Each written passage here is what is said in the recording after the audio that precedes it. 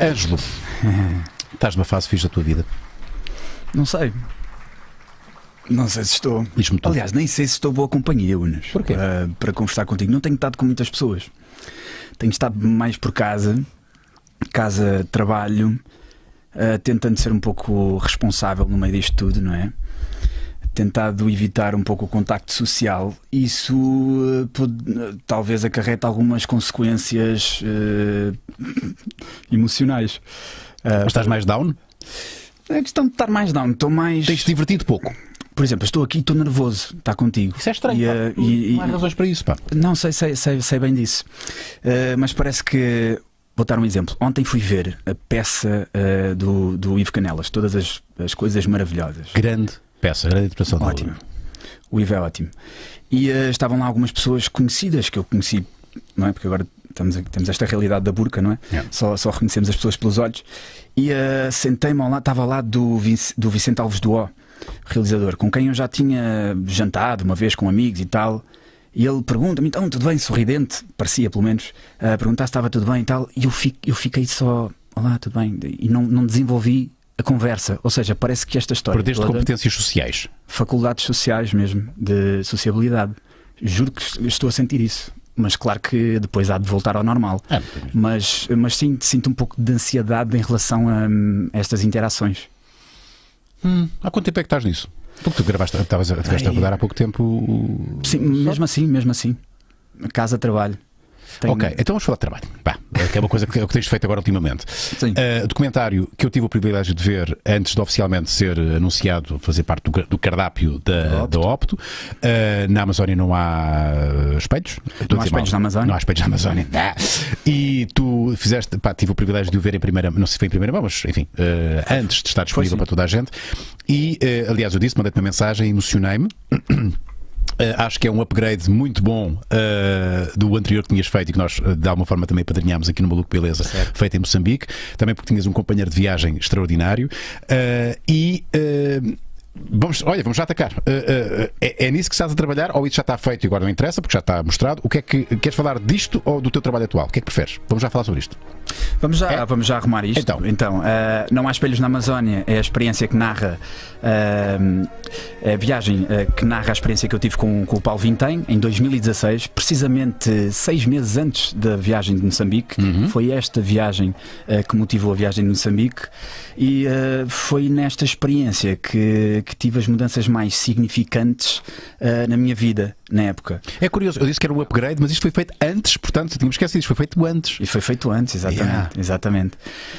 E portanto, aqui acaba por ser um resumo da experiência que tivemos ao longo de uma semana, em que nós fizemos uma iniciação à sobrevivência, portanto, nós pescávamos para comer, procurávamos o nosso acampamento, sempre numa perspectiva de sobrevivência, portanto não tínhamos apoio de ninguém, e no final da experiência conseguimos coroá-la com a tribo que tivemos contacto, a tribo Tatuio. E foi essa experiência, esses últimos dias, que realmente mudaram a minha forma de pensar e mudaram um pouco a forma como eu olho para a vida, ou o que eu quero para a vida. Foi aí que eu encontrei umas transformações muito interessantes e que as trago até hoje. Consegues verbalizá-las? O que é que agora, se calhar à distância, até consegues perceber melhor o que é que mudou no Ângelo antes da viagem e depois? Este Ângelo que está aqui, o que é diferente do Ângelo antes de ter feito isto? Primeiro, o que mudou foi a arrogância ocidental. Com cada viagem que eu faço, vou perdendo um pouco dessa arrogância que nós temos do homem branco que quer evangelizar o resto do mundo.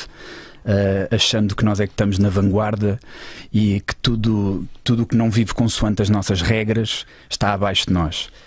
África, tribos, o que seja. E eu tenho visto que não é bem assim. Portanto, em relação especificamente aos índios, não é? Sempre olhamos para eles como uma comunidade, uma forma de viver que está parada, ultrapassada, primitiva. E foi lá que eu percebi de facto que não é bem assim. Eles não ponha já isto, que eu gostava de mostrar isto depois. Ok, está bem, pode ser. Não, podes pôr. Podes pôr. Então vamos escalar para ver. Já que isto é importante. Eu lembro de ter esta... É só uma interação que tivemos lá. Quando... Mas termina a ideia, já vemos em completo.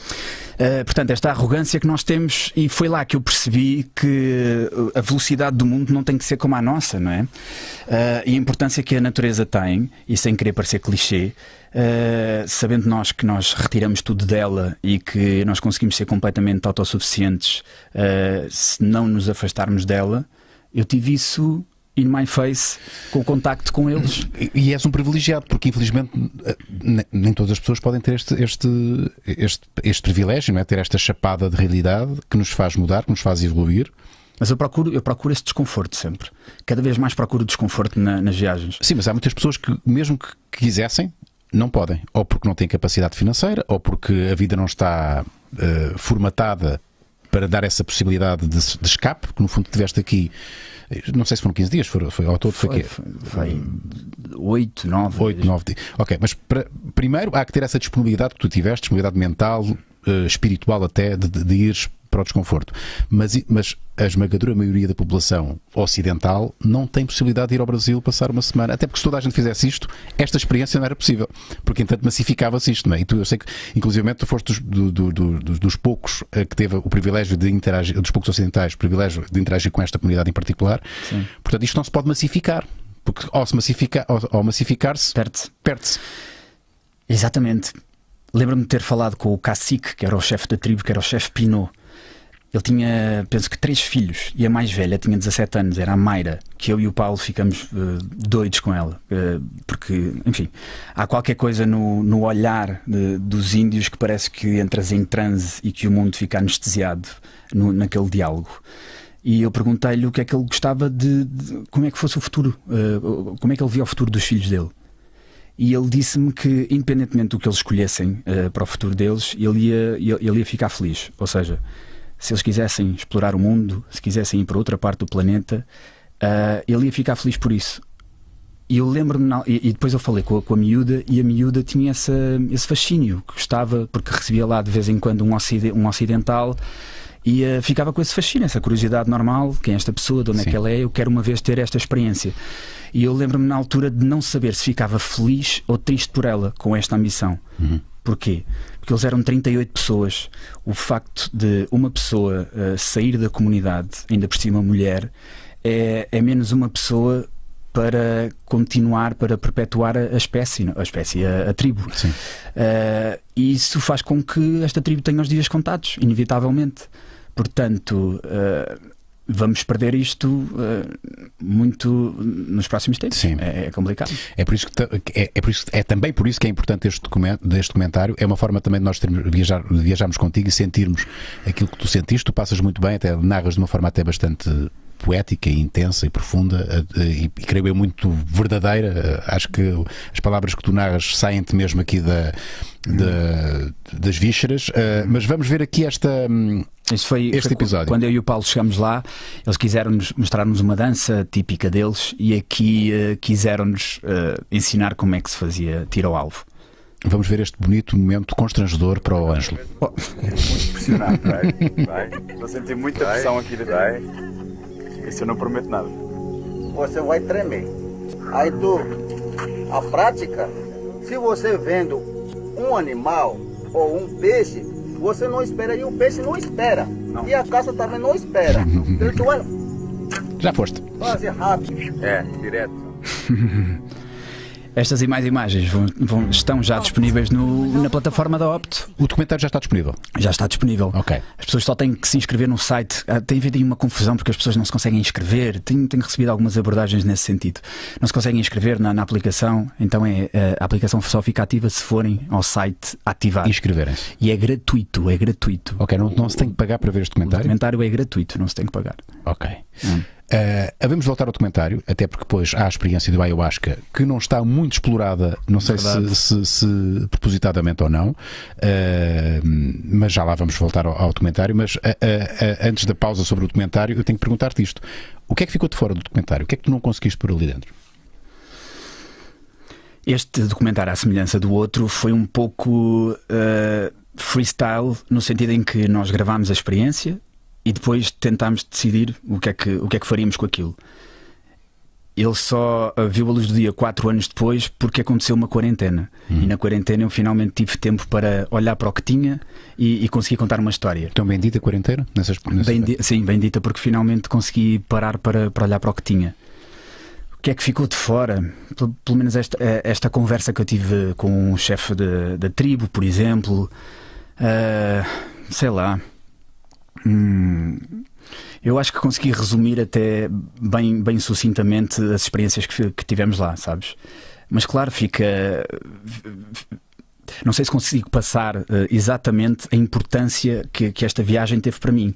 Porque esta viagem para mim, isto voltando à primeira conversa que nós tivemos, Unas, foi por causa desta viagem que eu disse o meu primeiro não profissional, na altura à SIC, acabei o meu relacionamento, saí de casa. Vendeste o Porsche? Saí de casa, vendi o meu carro e fui viajar indefinidamente, e depois é que veio a história do voluntariado em Moçambique. Foi a viagem, e quando diz a viagem é o pacote ayahuasca também. Com a ayahuasca creio que também foi deve ter sido, só pode ter sido uma experiência também muito... Foi, na altura eu desconhecia. Mais tarde acreditas que as consequências ou o impacto que teve vai ressoando ao longo dos anos. Ou seja, eu vou olhando para essa experiência e percebendo, ok, também tenho estudado mais sobre o assunto, ou pesquisado mais abertamente sobre substâncias alucinogénicas ou que nos façam aumentar a nossa percepção de alguma forma. E na altura, respondendo à questão do ayahuasca, não foi explorada, não foi mais explorada porque eu não tinha imagens para isso só. E as imagens são noturnas, feitas com iPhone, enfim, não tínhamos muito aparato técnico. E, Sim, mas tu no documentário não falas muito sobre a experiência. Podias ter feito um pós. Olha, ontem fiz e vi isto, aconteceu isto, e senti isto, e pensei isto. Sim. O que é que queres que eu fale sobre a experiência? Vamos falar daqui a pouco. Isto é só um teasing.